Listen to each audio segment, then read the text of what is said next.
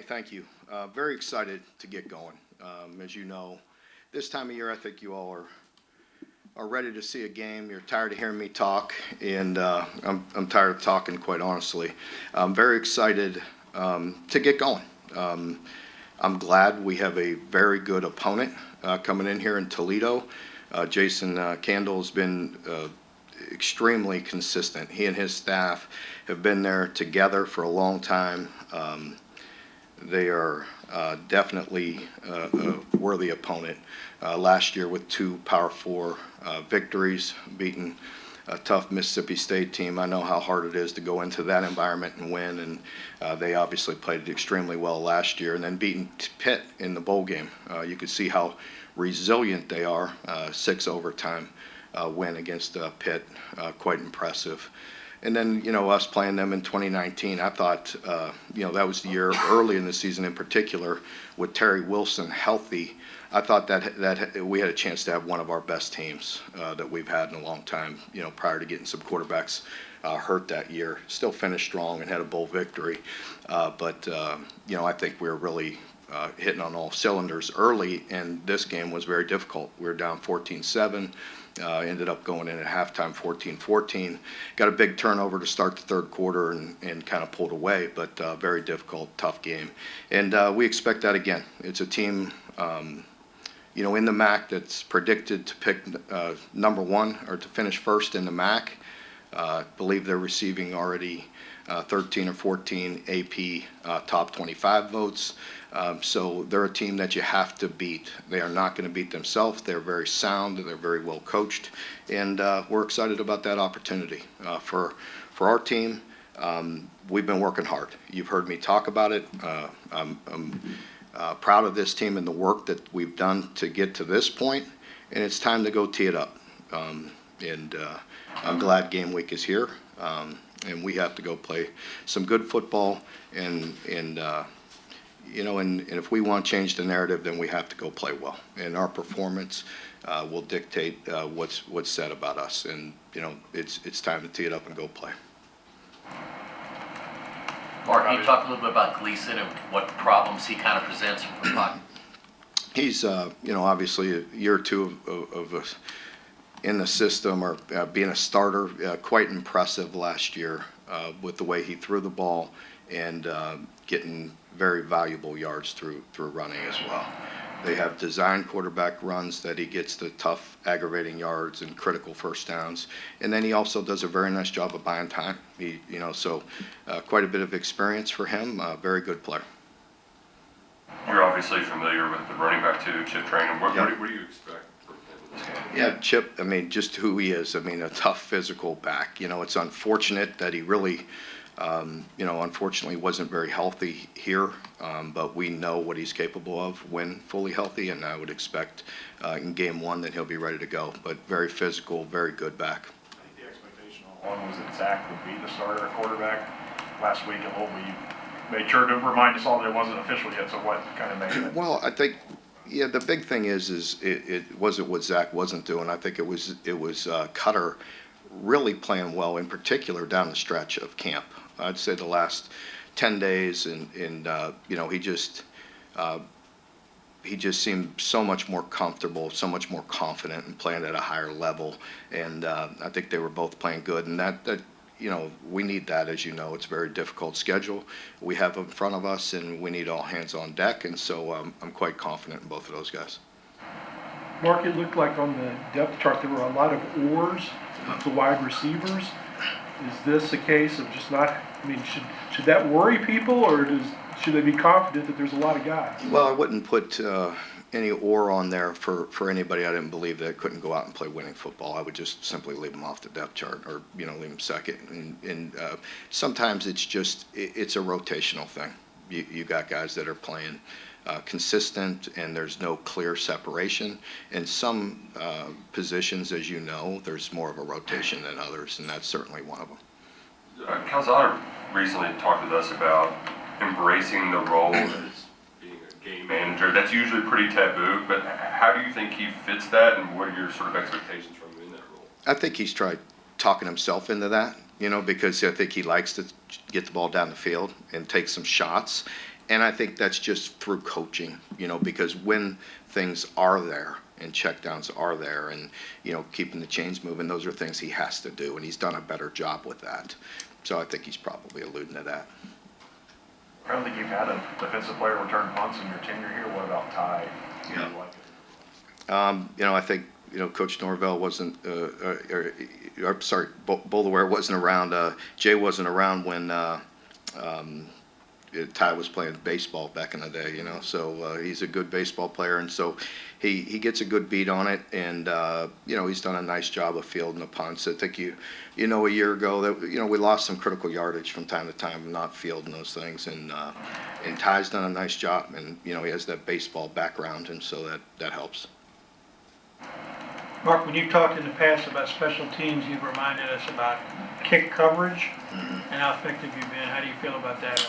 Well, we have to go out and prove it again, and that's the thing. But overall, the special teams have been extremely solid, not only with the kickers, but with the coverage units and the protections and all that. And we have to go do another, very good job this year. I'd like to, generally when we're doing well in special teams, we don't talk about it in here, so let's hope that it's quiet year that way, right, Mark? Mark, can you talk a little bit about what looked to me to be strength versus strength, their receiving core, which is really deep, and your defensive backs that have really come on? Yeah, I think, I also want to compliment their secondary. I think they have a very good secondary as well. But certainly their receivers are very good. Two players that gained all MAC honors a year ago, and with their quarterback in the system. I mean, these guys have been together for a long time, so they know what they want to do. They always are very well coached. But we have to play great team defense. That's it. Yes, our defensive backs have to do their job, and they have to cover, and they have to win some one-on-ones. But we also have to have great pressure. We have to be very disciplined in our lanes, because sometimes guys want to get pressure and predictable pass, and we get out of our lanes. And you have a quarterback, as we mentioned, that has the experience to buy time. So we have to play great team defense. Mark, we got a couple games this weekend, and then that one over in Iowa, there was a lot of fumbles, a lot of early mistakes. I know, rain played a part of it, but how much do you try to coach those game one mistakes out of the team before you get to game one? Yeah, I think there's a fine line there. I mean, we harp on ball security all through camp, each and every day. It is critical. The staff and I already talked about it this morning in our morning staff meeting, and re-emphasizing that. But again, we want to play aggressive. We want to continue to do, build on the good things we've done through camp. So we don't want to play timid. But preaching ball security is something that we have to do all year. In general, we have to be better at turnover margin. At the end of the year, I want to see us making a gain in that area. There's always you don't know until you know, right? There's always some uncertainties out there. So what are some of those uncertainties that are on your mind before you actually get to see how your team plays on the field? You want me to give you a specific outline for this? Come on now, you're not going to go there. I mean, I think it's fair to say in game one, I probably sat here in some form or fashion, talked about this.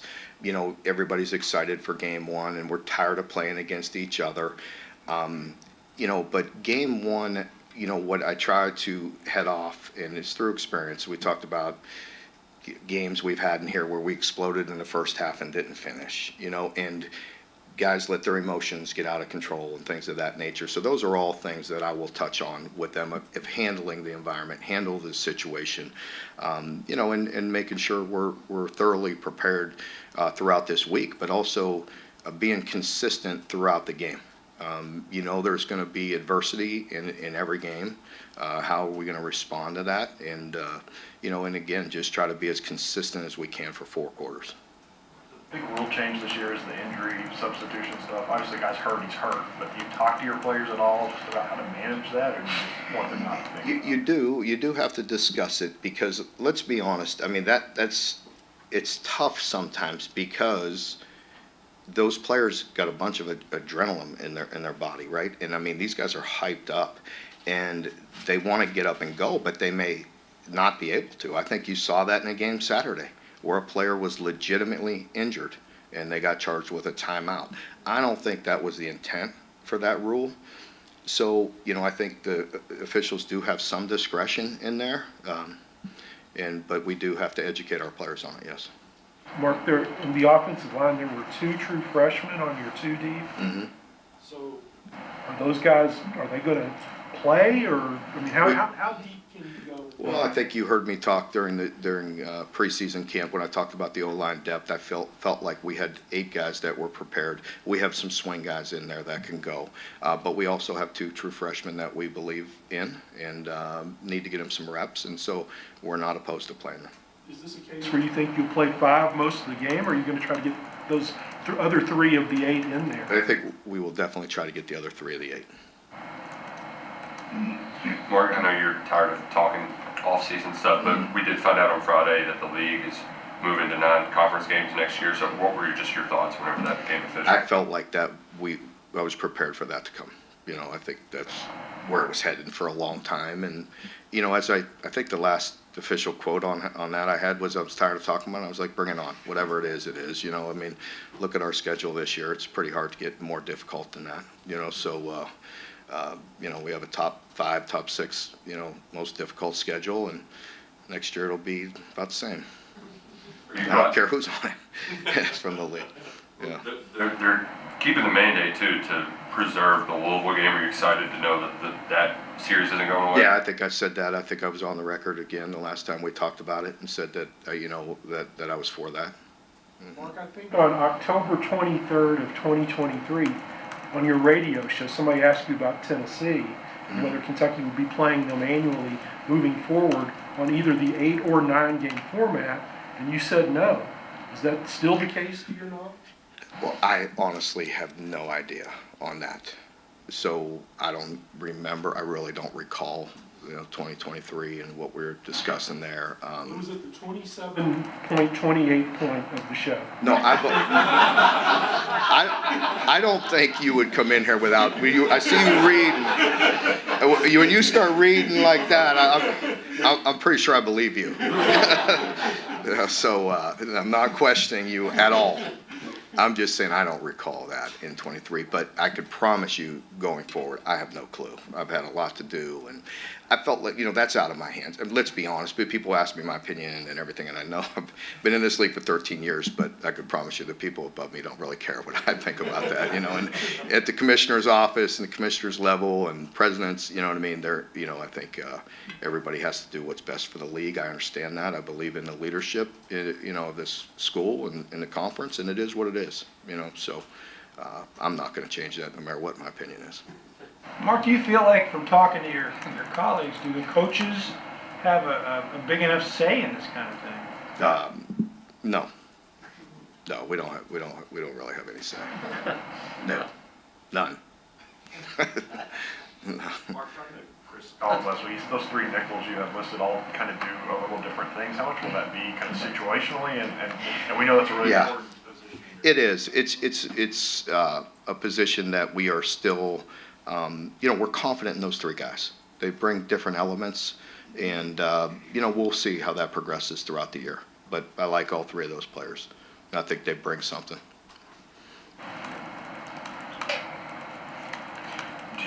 You've talked about how you're feeling pretty good about the health. Is there any other significant things going into this game that? No, I think we're in pretty good shape. For coming out of camp and being able to take as many physical reps as we had, I think I'm pleased with where we're at. And there may be a player or 2 throughout this week that we'll see, but in general, we're in pretty good shape. Mark, you said you were glad that you had a good team this first week, good opponent. What are the benefits of starting with a real test as opposed to maybe easing into it a little bit? I just think it's going to be it's a long, difficult year, and we have to approach this with 12 one-week seasons, and I know everybody has a job to do, and there's different narratives out there and all that, but for us, we really have to attack it like each and every week, walking into this team meeting, with our players, that they have to be prepared no matter what happened. the week before to get ready to go play a new opponent. And, so I think it's just the challenge of the year. Our guys should have no problem getting excited for this game. It's game one. And it's a very good opponent, as I mentioned. All you got to do is look at their record, and again, if our players want to change the narrative, then we have an opportunity to do that. Here's a team that a lot of people are saying has the chance to be in the playoff of the non-Power 4 representatives, and getting top 25 votes in a very good team. So we have an opportunity to go, kind of showcase what we've been working on, and I think my answer to that each and every week. It's really about us and how we play, and it's about our performance. And I want to go see us play. I know the players do, but we have to take care of business each and every day as well throughout this week. Mark, Jason Daniels, a guy who's been there a long time. Is he someone you've ever developed much of a relationship? No, being an Ohio guy, no, I don't know him personally very well, but I have a lot of respect for what he's done in his staff. With him, and the vast majority of his staff go all the way back to Mountain Union, and they're a bunch of winners. So they've won a lot of games, they've won championships. He's been there a long time. They have a lot of continuity on their staff. So they are obviously doing a very good job. Continuity is not a thing really in that league. So what do you attribute to that? I think a very good program. Just a good program, and he's carried on a great tradition, and they've been very, very good, very consistent. If I'm not mistaken, they're one of the top teams in the country with the consistency that they've had, over a long period of time. Coach Brad White and yourself have spoke glowingly about that 2024 class. Obviously, a bunch of those guys have littered all over the two deep this year. Talk a little bit about your expectation level for those guys as they step into a bigger role, whether it be the Harley Gilmores, the Gerard Smiths, Cam Dooleys, and so forth. Yeah, I just think they're a good group. I love their attitude, their work ethic. They've been very good, and I'm excited to watch them play. And again, I think just game one, it's about just doing your job. That's the big thing. Our players have to be very disciplined with their eyes and things of that nature, and just making sure we stay within ourselves and taking care of the primary responsibility first. I think, you've probably heard me say this over the years, and probably walking in here Monday talking about some instances where players are trying to do too much. They have to trust their teammates and do their job first, and then be ball players and go do what they're going to do. Mark, Tony mentioned that this is your 13th year, it's your 13th season opener, so you've seen a lot of these. How are you now compared to coming through the years? You've seen a lot of season openers. I have, and I think, coaches say this all the time, and I certainly feel like this. You try to, not make the same mistake twice, and so things that have happened in openers before, I really try to head off and make sure we're prepared. I feel like the staff, we've been very thorough going through camp, but you have to go play.